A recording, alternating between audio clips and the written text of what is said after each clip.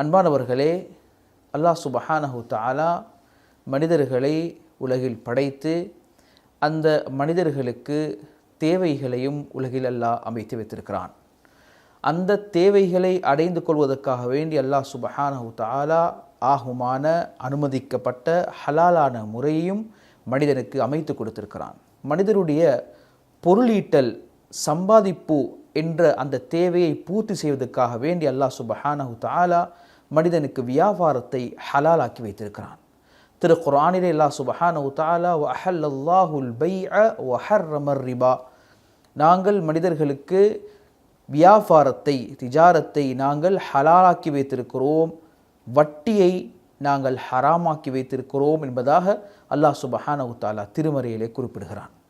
அன்பானவர்களே, ஒரு விடயத்தை செய்வதாக இருந்தால் அல்லாஹ் ரப்புல் இஸ்ஸத் ஜல்ல ஷஅனுஹு தஆலா அவனுடைய பொருத்தத்தை அடைய வேண்டும் என்றிருந்தால் அவன் கூறிய ஒரு முறையில்தான் அதனை நாங்கள் அடைய வேண்டும். ஒரு பொருளை நாங்கள் பாவிப்பதாயின் அந்த பொருள் எப்படி படைக்கப்பட்டிருக்கிறது, எதிலே அந்த பொருளை நாங்கள் பாவிக்க வேண்டும், எந்த முறையில் பாவிக்க வேண்டும். சாதாரணமாக ஒரு பொருளுக்கே இப்படி என்றிருந்தால் மனிதனுடைய வாழ்வு அது சந்தோஷமான வாழ்வாக, மனிதனுடைய வாழ்வு ஒரு நிம்மதியான வாழ்வாக இருக்க வேண்டுமென்றால் அல்லாஹ் எந்த முறையில் விரும்புகிறானோ அந்த முறையில் அவனுடைய வாழ்வு அமைய வேண்டும். அந்த வகையில் தான் ஒரு மனிதனுடைய வியாபாரம் இன்றியமையாத ஒரு முக்கியமான மனிதனுடைய வாழ்க்கையில் முக்கியமான ஒரு இடத்தை பிடித்திருக்கிறது. வியாபாரம் மனிதன் பொருளீட்டுவதற்காக வேண்டிய தொழில், உத்தியோகம், வியாபாரம், விவசாயம் என்று பல விடயங்கள் ஈடுபடுகிறான். எந்த விடயங்கள் ஈடுபட்டாலும் அல்லாஹுடைய அந்த பொருத்தத்தை நாடியவனாக இந்த வியாபாரங்களிலோ அல்லது விவசாயத்திலோ தொழிலோ மனிதன் ஈடுபட்டால் என்று சொன்னால் அல்லாஹுடைய பொருத்தம் கிடைக்கும். அவனுக்கு அந்த வியாபாரத்தின் மூலம் அவன் எதிர்பார்க்கக்கூடிய அந்த சந்தோஷம், அந்த அபிவிருத்தி, அந்த பரக்கத் அவனுக்கு கிடைக்கும். அப்படி இல்லாமல் ஒரு மனிதன் தொழில் செய்வான் என்று சொன்னால் எதிர்பார்க்கக்கூடிய அந்த அபிவிருத்தி, அந்த பரக்கத் அந்த வியாபாரத்திலே தொழிலே அவன் காண முடியாது.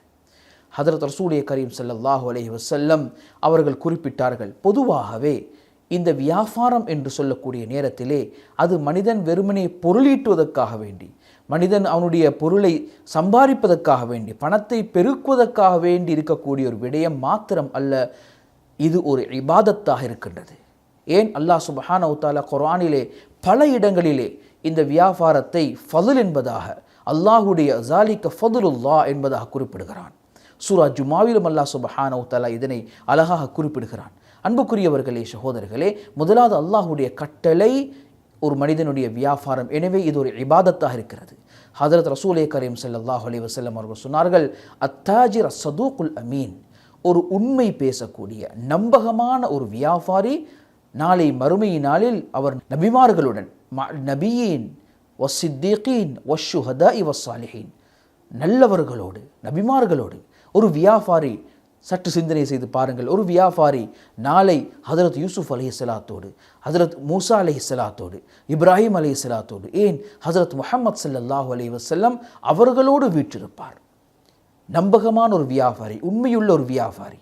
இந்த உண்மையுள்ள நம்பகமான வியாபாரியுடைய சில சிஃபாத்துகளை ஹதரத் ரசூல் ஸல்லல்லாஹு அலைஹி வஸல்லம் அவர்கள் குறிப்பிட்டார்கள்.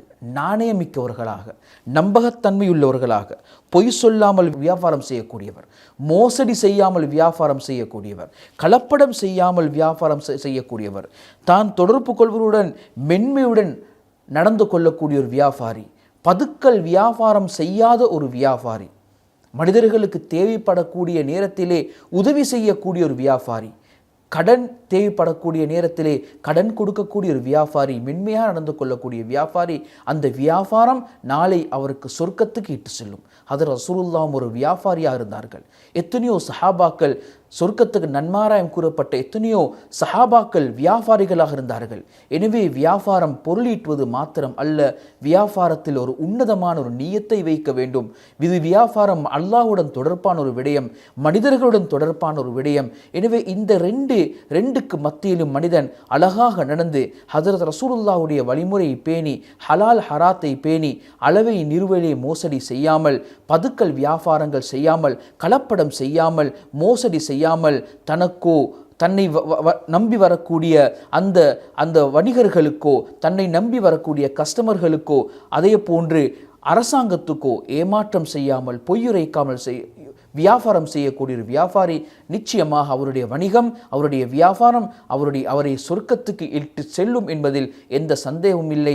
அப்பேற்பட்ட நல்ல முறையில் வியாபாரம் செய்து தானும் தனது குடும்பத்துக்கும் ஹலாலான உணவை கொடுத்து சொர்க்கத்தில் சேரக்கூடிய பாக்கியத்தை வல்ல ரஹ்மான் நம் அனைவருக்கும் தந்தல் புரிவானாக.